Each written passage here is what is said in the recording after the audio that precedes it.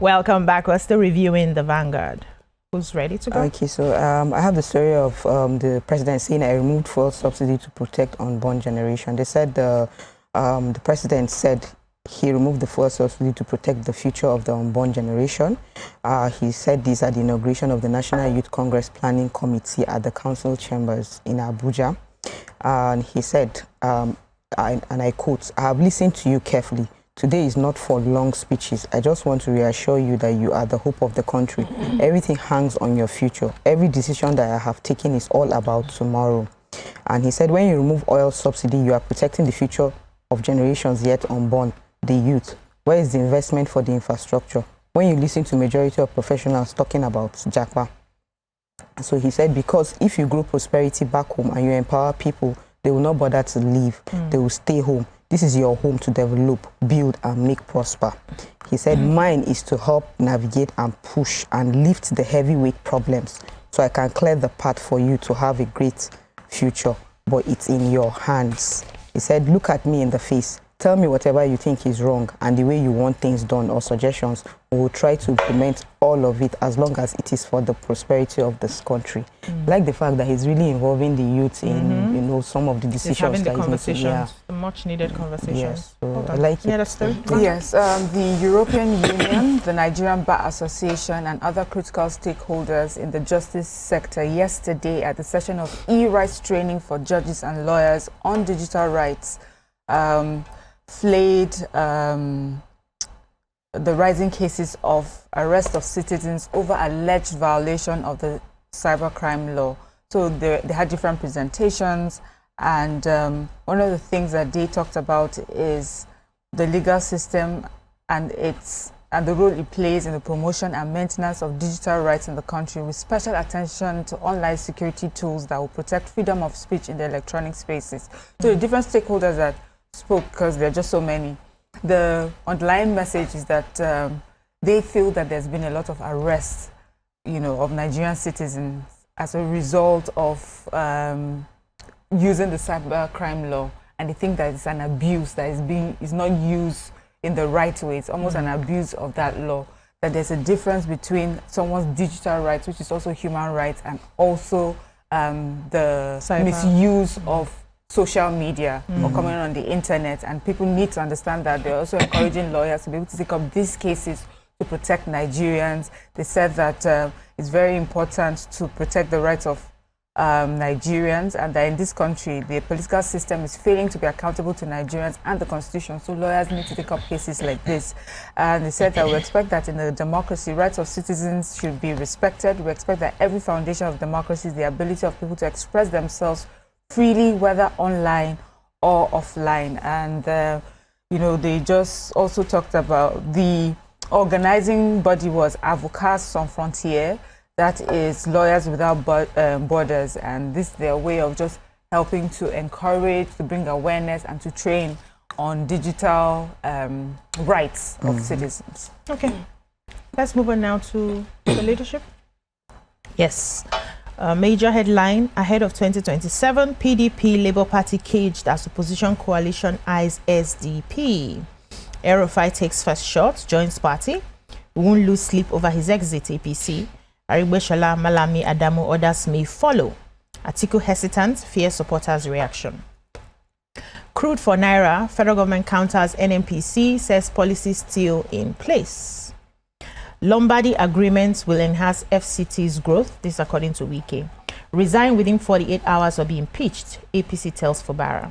US government ends 83% of USAID programs. Israel cuts off electricity supply to Gaza.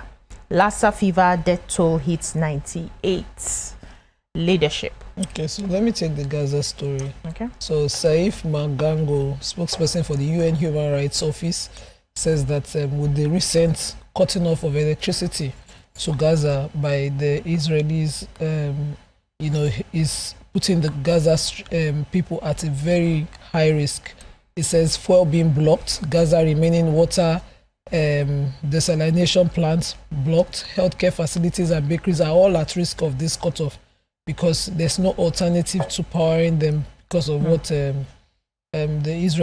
is doing right now. Israel also has done a food blockade on food, medicine, fuel, and shelter to Gaza, and this is the 9th day that this is happening, and creates a very dangerous situation in the Gaza Strip.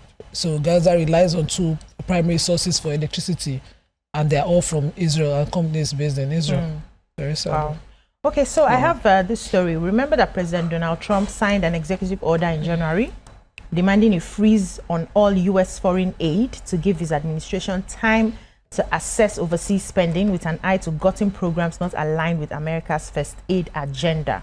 So on Monday, the U.S. Secretary of State, Marco Rubio, said that the United States was canceling 83% of programs at the U.S. Agency for International Development. It said that after 6 weeks review, they are officially canceling 83% of the programs at USAID.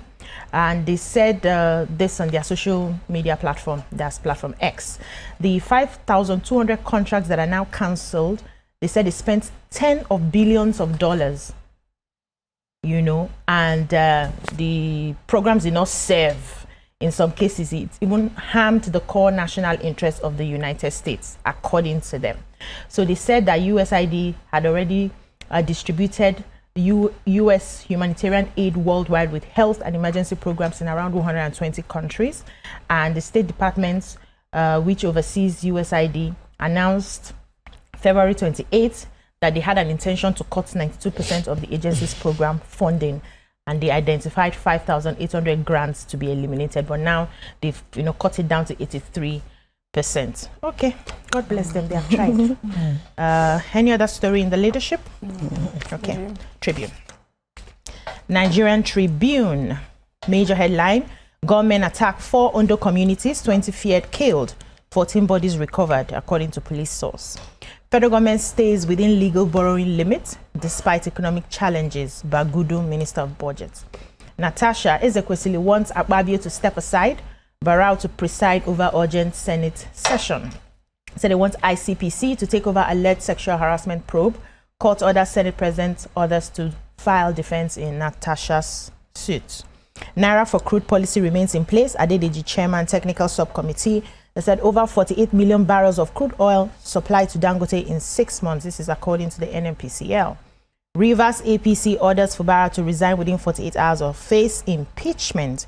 Students halt vehicular movement on Lagos-Ibadan Expressway protesting disappearance of LASU graduates. El-Rufai joins SDP, hints at more defections to challenge APC. What stories do you have in the Tribune? Former Minister of Education and prominent activist Dr. Obi Ezekwesili has called the Senate to reverse the suspension of Senator Natasha Akpoti-Uduaghan and to investigate allegations of sexual harassment against him.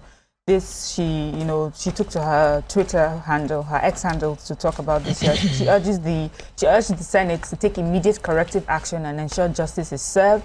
She also demands that the Senate President Akpabio step aside while Deputy Senate President Barrow Jibril presides over an urgent Senate session to rescind the Akpoti-Uduaghan suspension. She says that,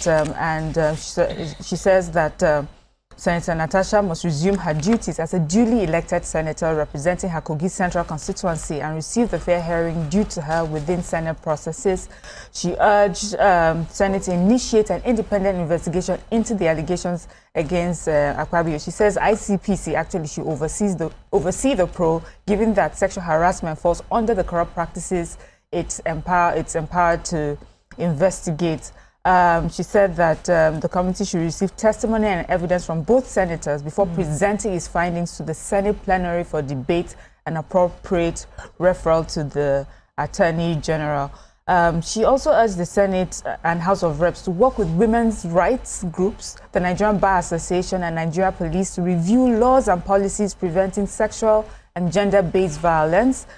She says National Assembly must partner with women in Nigeria groups and other relevant stakeholders to identify barriers and gaps, develop reforms, and implement specific action plans on a fast-track timeline, and so on and so forth. We get the general gist of it. And also, just in addition, we have the Arewa group who are threatening to block Lokoja Kaduna highway if suspension is not lifted within 48 hours. They're asking the president to call the Senate president to order. And they were saying that if not for the northern northern support, the Senate president would not have been elected to that office.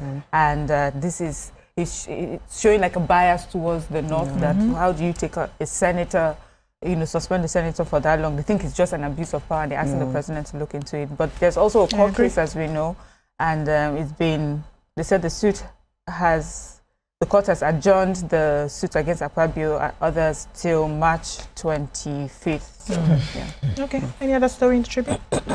Okay, so I have the Lassa fever, the Sekil. They said Lassa fever now is at large, so we have to be very careful. The Nigerian Center for Disease Control and Prevention has emphasized the growing urgency for Nigerians to maintain rodent-free environments and enhance personal hygiene amid the ongoing Lassa fever outbreak. They said that they are breaking down the figures. The DG revealed that as the period under review, Nigeria has recorded 2,728 suspected cases and 535 confirmed cases. So we need to be very careful. And we know Lassa fever comes from rodents and all of that in the house. So please, let's be watchful and be careful. All right, that's all we can take on the newspaper reviews. When we come back, we go to our special feature. Stay with us.